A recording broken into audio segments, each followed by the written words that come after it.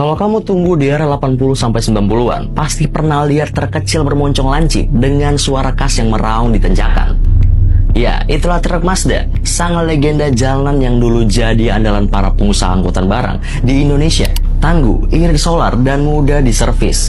Truk ini sempat jadi simbol kerja keras di masa pembangunan. Tapi hari ini, coba lihat ke jalan. Nama Mazda seolah lenyap dari dunia truk.